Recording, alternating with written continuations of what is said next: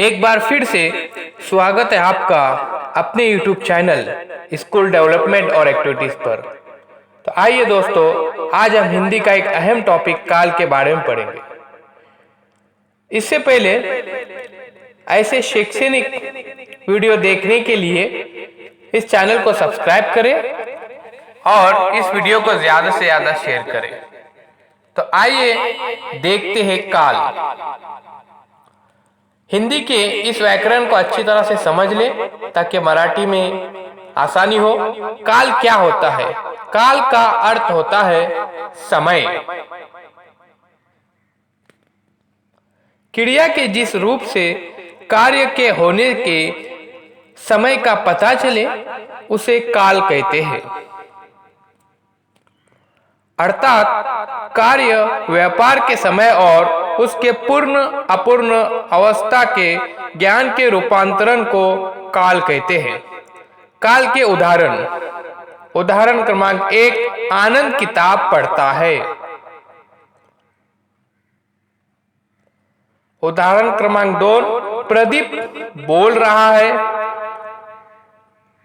3, रमेश कल अहमदनगर जाएगा। 4, छात्र खेल रहे हैं। 5, अध्यापिका पढ़ा रही थी।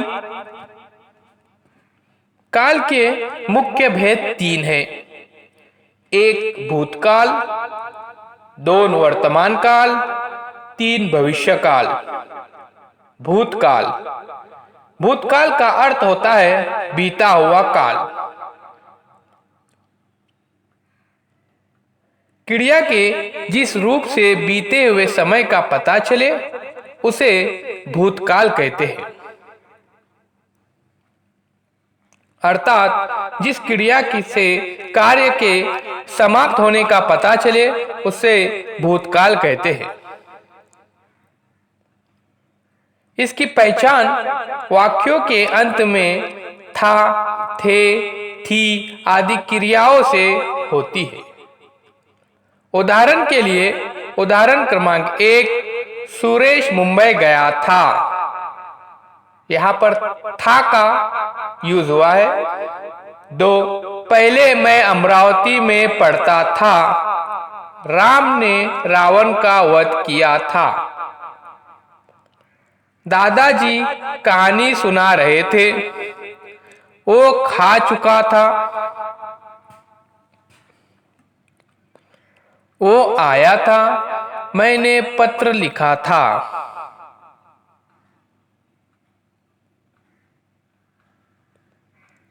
उदाहरण क्रमांक 8, मोहन खेलने गया था। इन वाक्यों में था का इस्तेमाल हुआ है।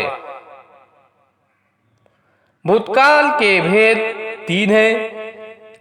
सामान्य भूतकाल, पूर्ण भूतकाल, अपूर्ण भूतकाल। सामान्य भूतकाल जिस क्रिया के भूतकाल में क्रिया के सामान्य रूप से बीते समय में पूरा होने का संकेत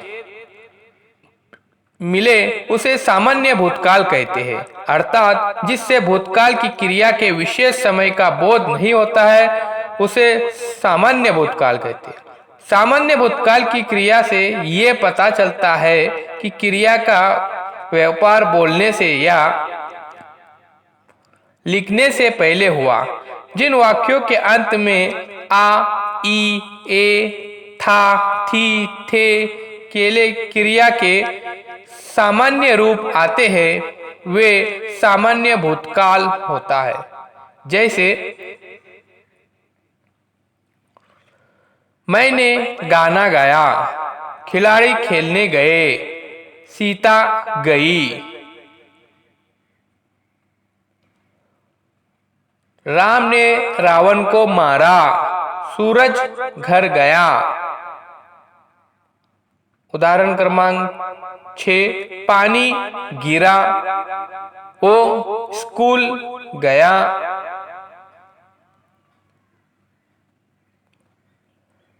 मैंने समाचार देखे, श्याम ने पत्र लिखा। पूर्ण भूतकाल क्रिया के जिस रूप से ये पता चलता है कि कार्य निश्चित किए गए समय से पहले ही पूरा हो चुका था उसे पूर्ण भूतकाल कहते हैं। अर्थात क्रिया के जिस रूप से ये पता चले कि कार्य को समाप्त हुए बहुत समय बीत चुका है उसे पूर्ण भूतकाल कहते हैं। जैसे हेमा ने नृत्य किया था, वो पाठशाला गया था, भारत आजाद हुआ था, बच्चा आया था। उसने श्याम को मारा था, अर्जुन ने कर्ण को मारा था, नौकर पत्र लाया था, राधा ने गीत गाया था, वो रोटी खा चुका था, गुरुजी ने पत्र लिखा था। अपूर्ण भूतकाल क्रिया के जिस रूप से ये पता चलता है कि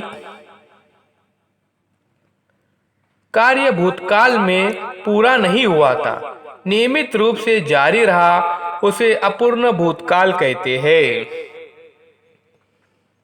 जैसे सोहन मैदान में घूम रहा था, वो हॉकी खेल रहा था,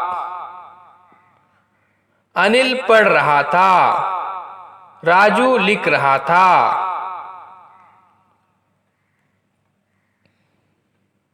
क्रमांक 5 बच्चे खेल रहे थे। उदाहरण क्रमांक 6 सुरेश गीत गा रहा था, गीता हंस रही थी, वो समाचार देख रहा था। कोष्टक में दिए गए रूप हिंदी के पुराने रूप है जिनका प्रयोग नहीं के बराबर होता है।